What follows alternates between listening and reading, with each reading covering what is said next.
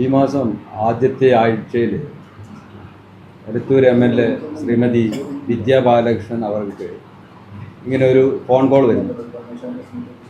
ഡൽഹിയിൽ നിന്ന് പ്രിയങ്ക ഗാന്ധി MP അവരുടെ ഓഫീസിൽ നിന്നാണ് പേര് പറഞ്ഞു വിളിക്കുന്നതെന്നും മന്ത്രിസ്ഥാനം കിട്ടാൻ സാധ്യതയുണ്ട്, അതിന് ഇത്ര പൈസയുടെ ചിലവുണ്ട് എന്നൊക്കെ പറഞ്ഞു വിളിച്ചു. ആ പൈസ അവർക്ക് എത്രയും പെട്ടെന്ന് എത്തിച്ചു കൊടുക്കണം, ഇല്ലെങ്കിൽ അവരെ ആരെങ്കിലും വേറെ സ്ഥലം പറഞ്ഞു, കോഴിക്കോട് അല്ല വേറെ സ്ഥലം. അവരത് 2-3 പ്രാവശ്യം അത് ഒന്നും കൂടെ ഫോണൊക്കെ ക്ലാരിറ്റി നോക്കി അവരന്വേഷിച്ചപ്പോൾ അവർക്ക് മനസ്സിലായി ഇത് ഒരു വ്യാജമായ കോളാണെന്ന്. പിന്നീട് നോക്കുമ്പോൾ ഇത് പല സ്ഥലത്തും ഈ കോൾ വന്നിട്ടുണ്ട്. അവർ ഞങ്ങളെ സംബന്ധിച്ചൊരു കേസ് പരാതി പറഞ്ഞപ്പോൾ എന്നോട് പരാതി പറഞ്ഞു. 12-ാം തീയതി ഞങ്ങളിതൊരു കേസ് രജിസ്റ്റർ ചെയ്തു. അപ്പോൾ അതേ സമയത്ത് തന്നെ വയനാട് ഷാഫി പറമ്പിൽ MP അവർക്കും ഡീൻ കുര്യാക്കോസ് അദ്ദേഹത്തിൻ്റെയും പേരിലും ഇതേപോലെ കോൾ വന്നിട്ടുണ്ട്. വേറെയും ചില കോളുകൾ വന്നതായിട്ട് ഞങ്ങൾക്ക് വിവരം ലഭിച്ചു. ഇതിൻ്റെ ഞങ്ങളുടെ സൈബർ കോഴിക്കോട് സിറ്റിയുടെ സൈബർ ടീം അസിസ്റ്റന്റ് കമ്മീഷണർ പ്രദീപിൻ്റെ നേതൃത്വത്തിൽ ഒരു ടീമിനെ രൂപീകരിച്ചു. അപ്പോൾ അതിൻ്റെ പ്രാഥമികമായ വെരിഫിക്കേഷനിൽ മനസ്സിലായി ഈ പ്രതികൾ ഡൽഹി കേന്ദ്രീകരിച്ചാണ് പ്രവർത്തിക്കുന്നത്. കുറേ വിവരങ്ങൾ ലഭിച്ചു. അവിടെ നല്ല രീതിയിലൊരു ഫീൽഡിലും ടെക്നിക്കലുമായിട്ട് അന്വേഷണം നടത്തേണ്ടതുണ്ടാകും എന്ന അനുമാനത്തിൽ DCP പതൻ സിംഗ് IPSൻ്റെ നേതൃത്വത്തിൽ ഒരു ടീം ഇവിടുന്ന് ഡൽഹിയിലേക്ക് പുറപ്പെട്ടു.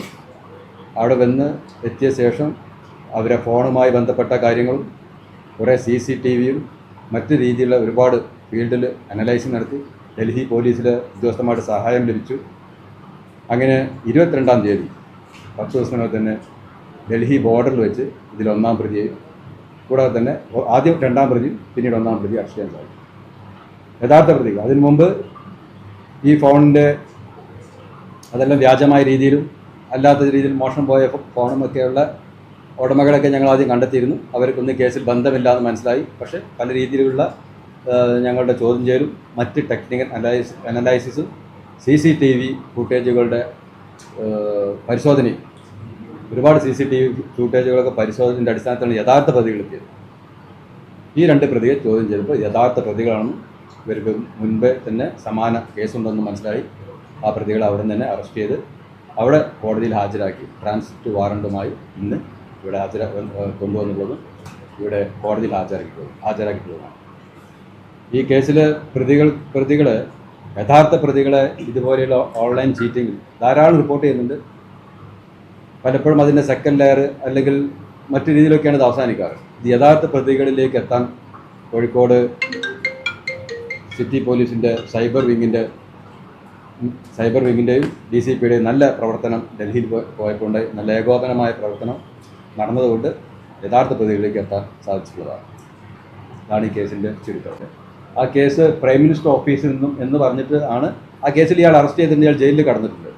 ഇത് കൂടാതെ ഹിമാചൽ പ്രദേശിൻ്റെ രാജസ്ഥാനിൽ നിന്നൊക്കെ ഇയാളുടെ കേസിനെ പറ്റി വിവരങ്ങളുണ്ട്. അത് ഞങ്ങൾ ശേഖരിച്ച് വരുന്നേ ഉള്ളൂ. മറ്റ് കേസുകളിൽ എവിടെയൊക്കെയാണ് ഇതുള്ളത് എന്നുള്ളതും പരിശോധിച്ച് വരുന്നേ ഉള്ളൂ. കേസ് രജിസ്റ്റർ ചെയ്ത് ജയിലിൽ കടന്ന ഒരു കേസ് നാസിക്കിലേതാണ്, മഹാരാഷ്ട്ര. വന്നിട്ടുണ്ട്. ഇവർ തന്നെയാണ് അതിന് കേസ് രജിസ്റ്റർ ചെയ്തിട്ടുണ്ട്. വയനാട് പോലീസ് ഈ സമയത്ത് തന്നെ വയനാട് പോലീസിൻ്റെ ടീമും ഡൽഹിയിലെത്തിയിരുന്നു.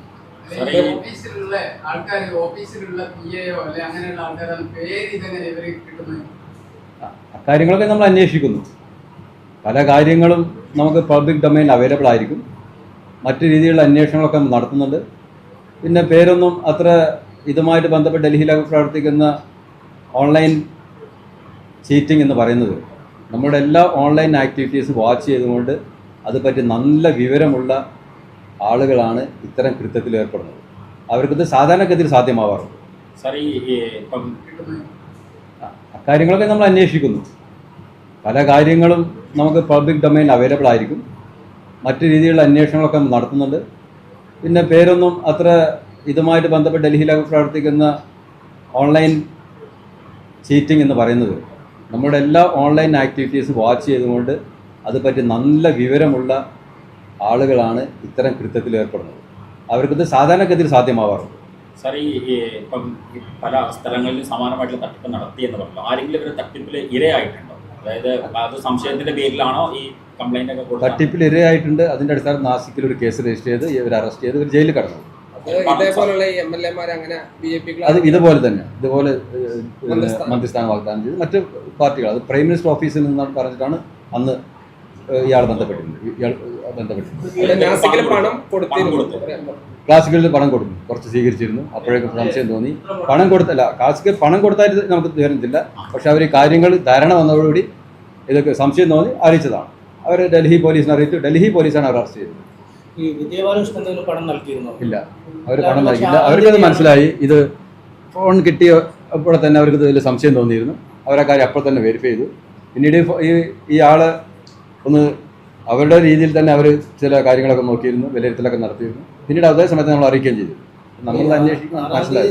സംഭവത്തിൽ 12-ാം തീയതിയാണ് പരാതി നൽകുന്നത് അല്ലേ? ഇതിന്റെ യാഥാർത്ഥ്യം എന്താണെന്ന് മനസ്സിലായി. പക്ഷെ അയാളല്ലാത്ത രീതിയിലൊന്ന് ഞങ്ങൾ നോക്കിയിരുന്നു. ഇത് എങ്ങനെയെങ്കിലും ഇയാളെ കണ്ടെത്താൻ സാധിക്കുന്ന മാർഗങ്ങൾ ഞങ്ങൾ അതിൽ നോക്കിയിരുന്നു.